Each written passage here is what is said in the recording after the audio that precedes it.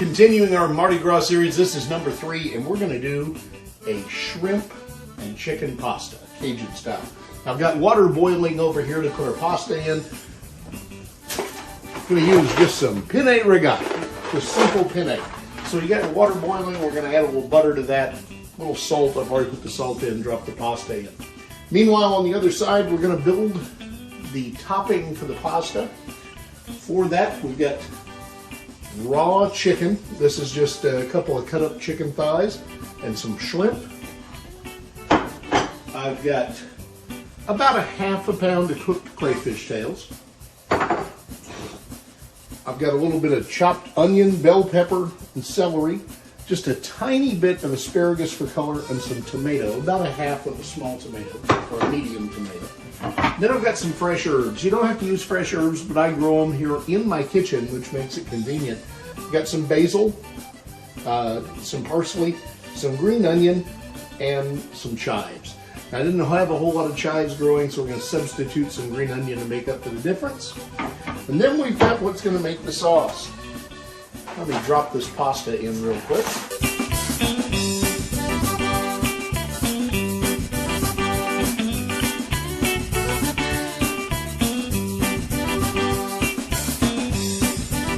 All right, we've got some Parmesan cheese. I've got sour cream. I've got some garlic butter.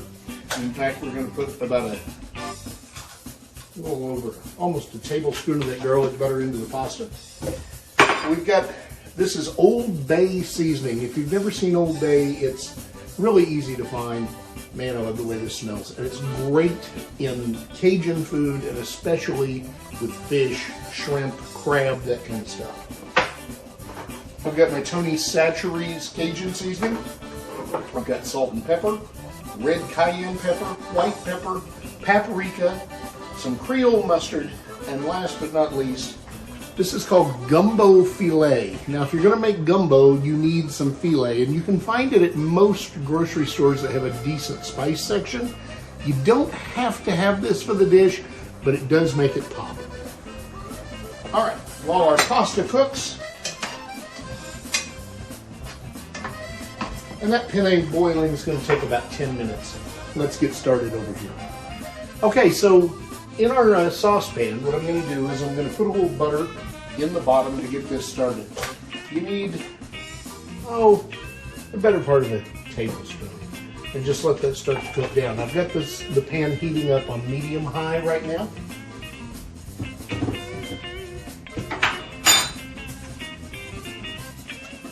We're going to let this butter work itself down on the pan.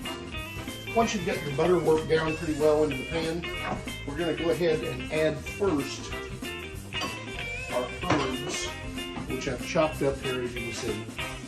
And just drop those straight into the butter. It almost looks like a pesto, but you're just going to chop them all together. Marry those flavors. We're going to add a little bit of salt.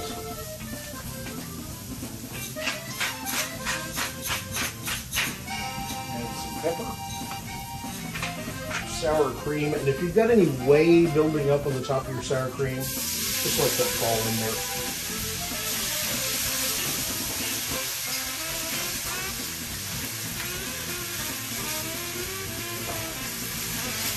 there. Now, one thing I forgot to mention when I was showing you my ingredients is I'm also going to use heavy whipping cream. You can use milk, you can use half and half. You can do it any way you want to make this sauce the flavor you like. I like heavy cream. Enough cream to cover the bottom of the pan. And bring that all together.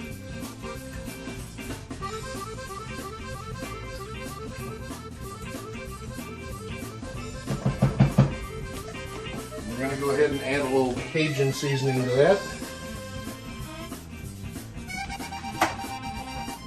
White pepper.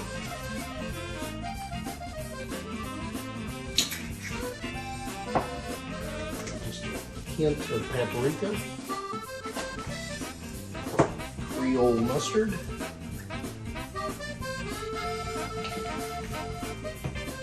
Dash of cayenne. Go ahead and bring that together. You can whisk this in the pan if you want to. The only thing is, if you're using heavy cream and you start beating it with a whisk, you're going to wind up with really thick cream real fast.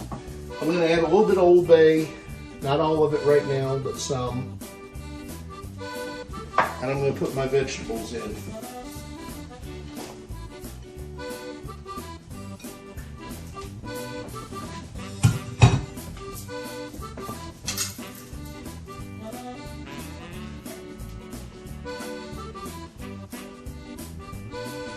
Now I'm going to let the vegetables cook for a little bit and cook down, kind of extract a little bit of the color and the flavors.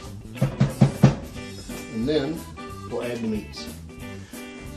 Now, as you can see, this is cooked down a little bit and the colors are beginning to blend and starting to get kind of that orange coloring. So what I recommend is when it gets to this point and your vegetables are starting to break down, is you taste the sauce. This one's a little too salty.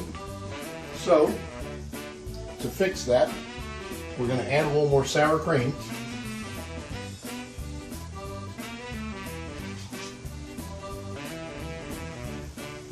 Once you get your sauce built back to the position you want it, make sure you check that flavor again.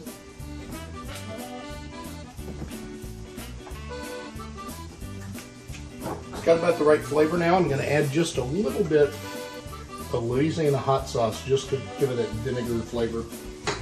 In the meantime, my pasta is pretty well done.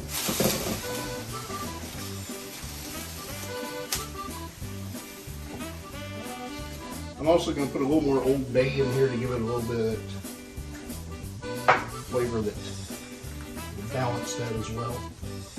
And this is a matter of just making it fit your taste buds.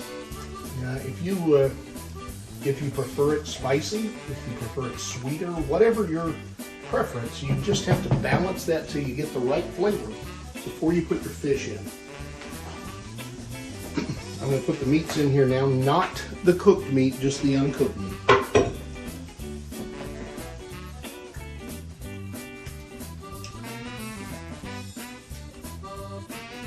I'll let that sit and cook for a bit. Okay, so you can see as that sauce reduces and the fish and the chicken cooks, you get this really pretty orange color going on. So what I'm going to do now is I'm going to add a little bit of the gumbo filet, and I'm going to put my crayfish in there, and then we're ready to add it to the pasta. So a little filet and the crayfish and a little bit of Parmesan cheese. Mix it all together. Now we're going to add the pasta to the dish.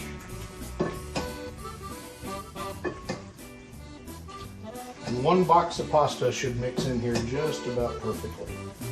So turn your heat off and just fold this together.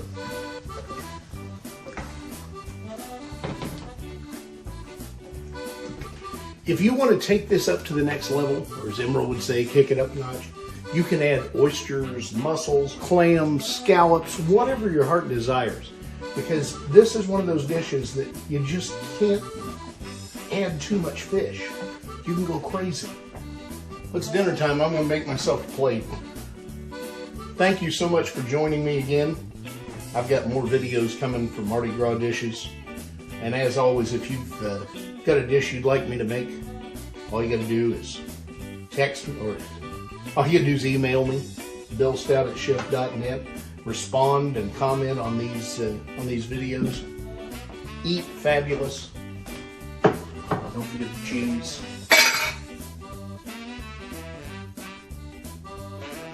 Whatever you do, don't forget to like, share, and subscribe. And I'll see you real soon.